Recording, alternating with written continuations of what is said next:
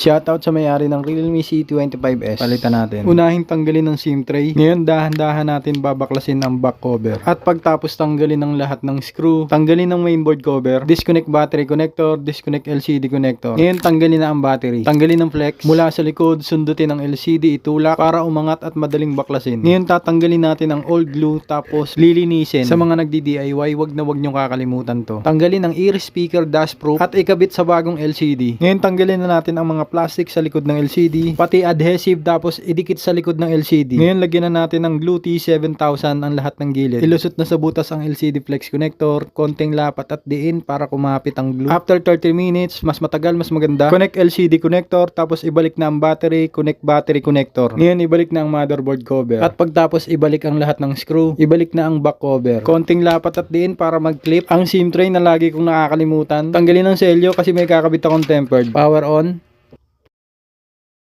Yun, at kung nagustuhan nyo po ang Realme C25s palit LCD tutorial, don't forget to like, share, and follow po.